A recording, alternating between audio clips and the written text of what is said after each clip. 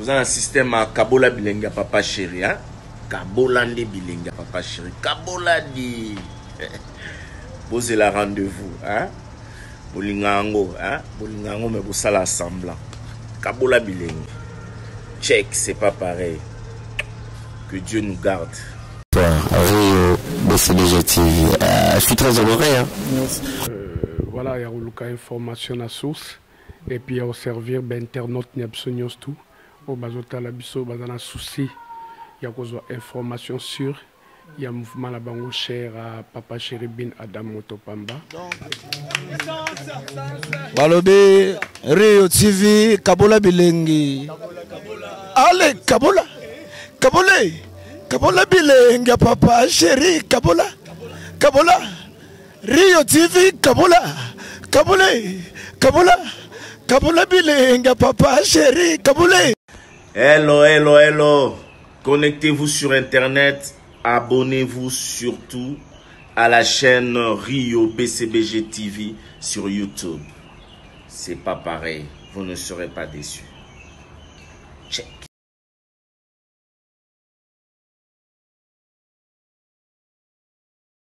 Toute autorité vient de dire pour nous amener mon conseil. C'est bel et bien moi, votre humble serviteur Yann Yungu, le reste de l'éternel. Quand nous avons mis ça dans le balabino, tu as rapport informé, bino pour toute information, tu as en anda pour total IP baningam sur batatona rane bossa msala na bango. Le lot a même information Sabrina Kinshasa bino mo boyebi gaz fabuleux. Moi ba problème mais ça songolo bomona ki tambula ki na ba réseaux sociaux. Mais tu comprends te maramango ezo kende wapi po ezo kende wapi.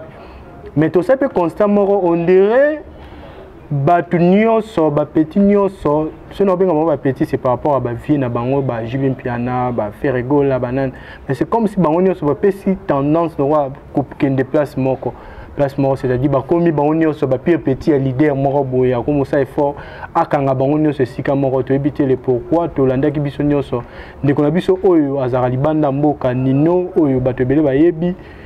Il faut qu'il habite na Kinshasa mais bande ko na biso ba congolais quand neto mesango ba complexe complexe ça la moi bande ko na biso bele ba congolais c'est avec moi benda bika ba ça le roi ba négliger ba gaz mawete ba gaz fabulous oh ngana bino to ebike bato wana baza bato moko boye oyo tant sur na niveau libanda baza ba succès te mais na kata Kinshasa awa je le confirme bazoyo kana po bazo beta ba piste oyo ezo kanga pe Kinshasa ezo nimisa pe Kinshasa bato pe ba sepela na ngo.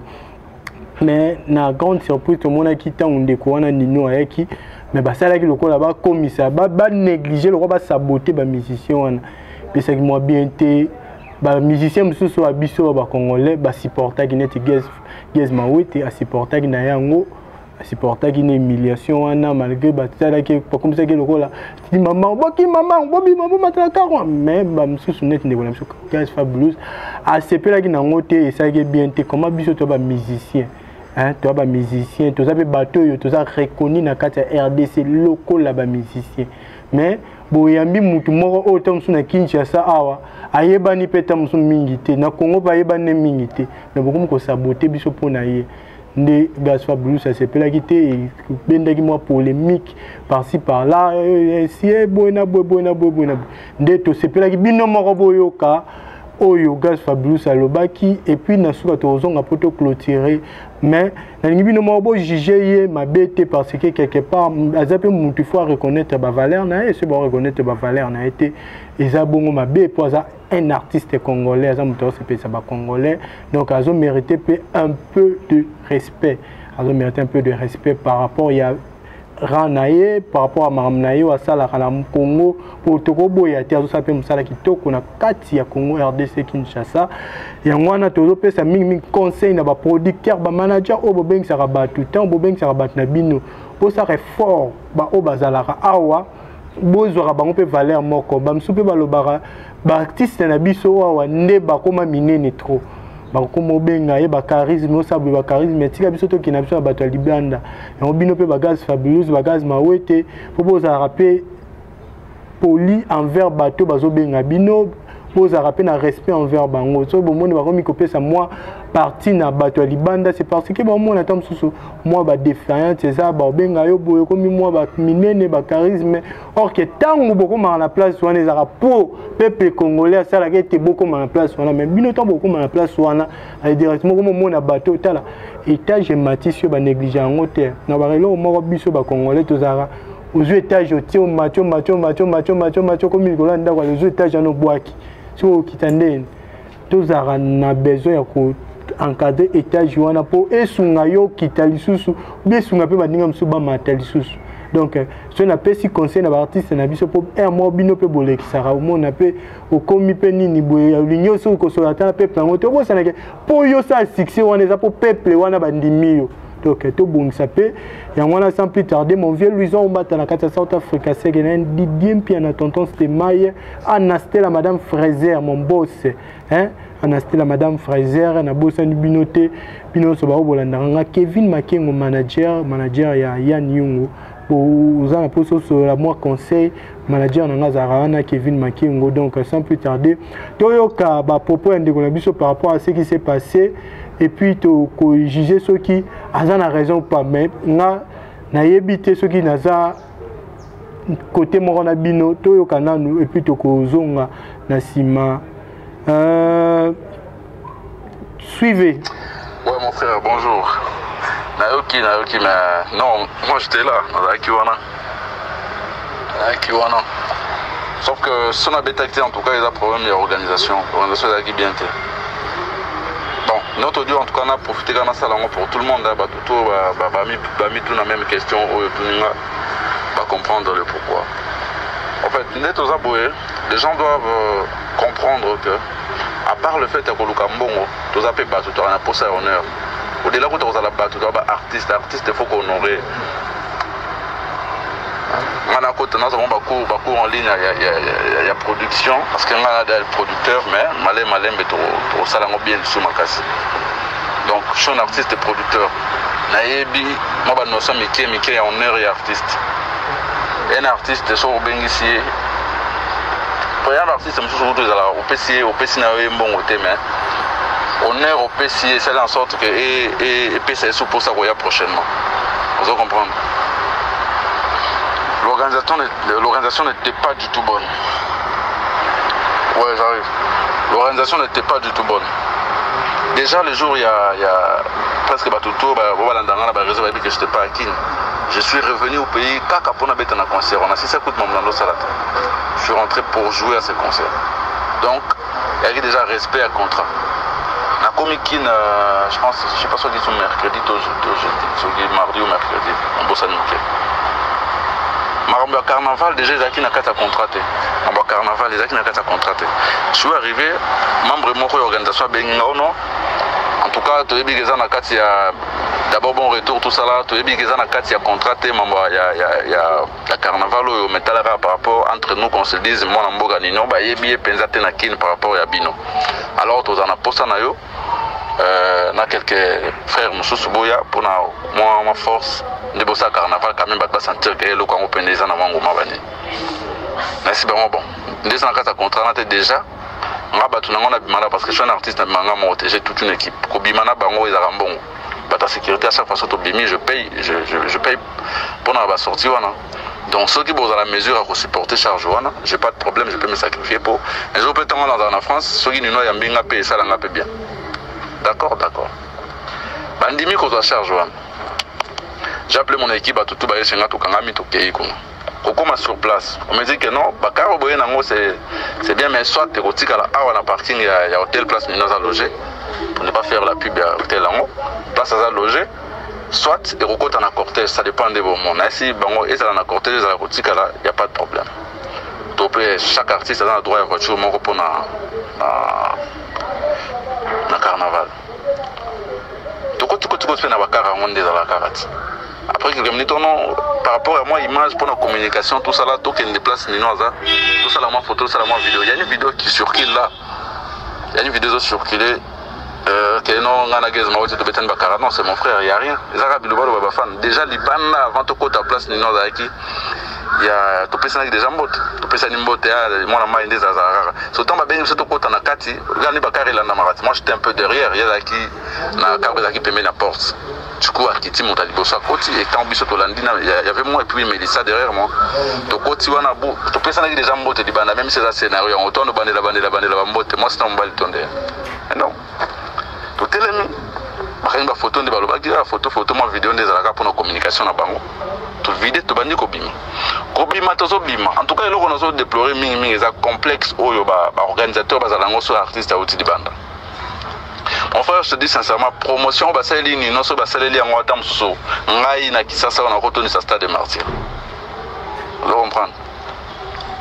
C'est-à-dire ceux qui est le artiste moi ça à la légère donc voilà c'est un truc normal mais ceux qui artistes à outil di banda en tout cas même yesu demande nzambe na mokili ba yambaki bongo kobima to bima je te dis ba voiture batika ki pour que tout ça lango nini ba voiture ezata et comme bina o alwa pena chasse voiture pena sauter luka place roki mais la mbangu nini zo bima ba organisateur bango mo ba bazuna perte panique nan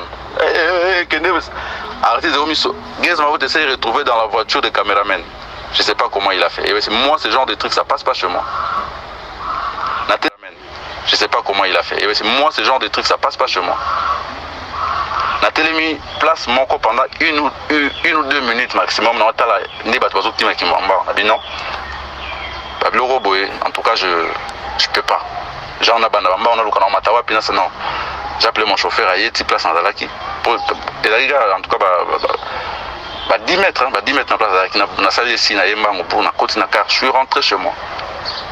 Ngamouro n'a eu charge à battre. Comme d'habitude, ils sont partis. A dérangé pour organisateur. Après, mon frère est désolé, mon chauffeur a déconné. A tourné dans chauffeur pour chauffeur à déconner.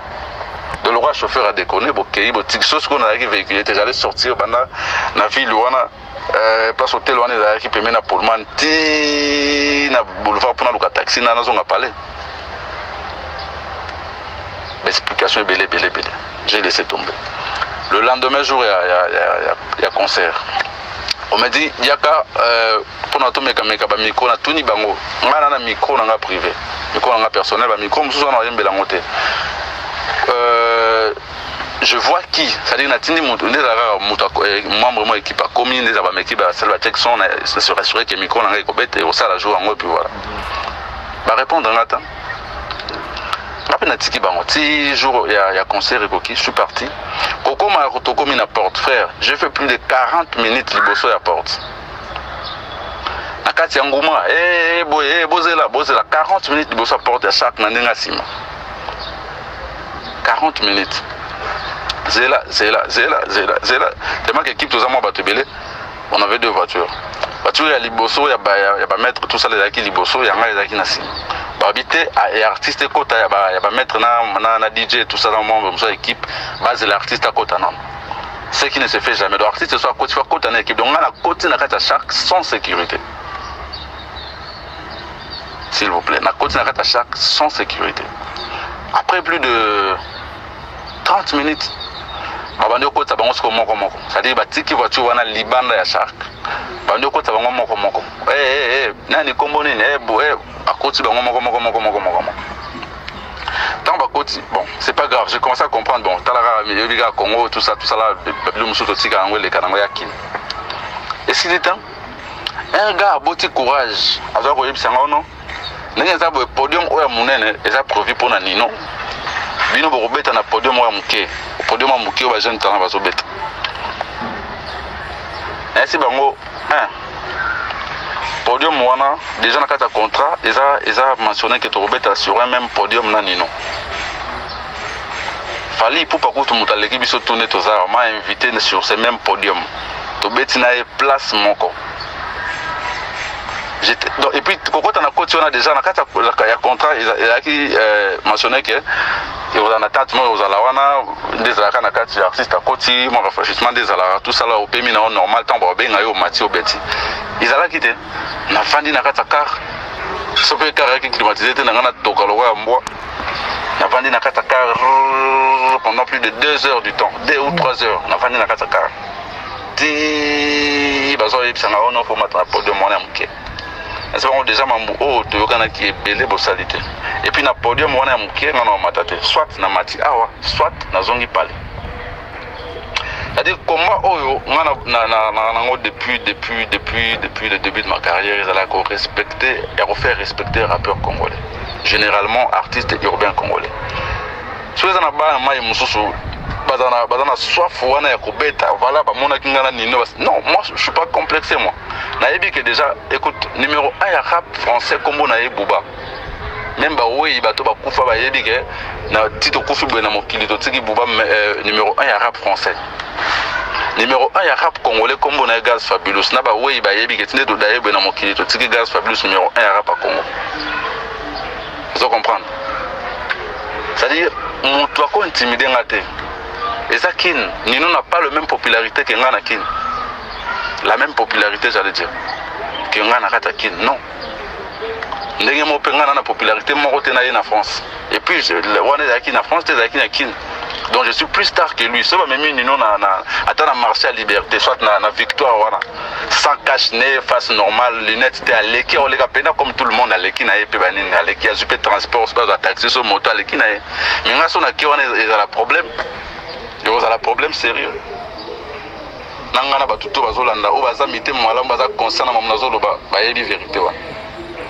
Donc à un moment il faut pas organisateur en tout cas avec tout le respect que je vous donne avec notre audio pendant l'organisateur tout ba yoka notre audio s'il vous plaît.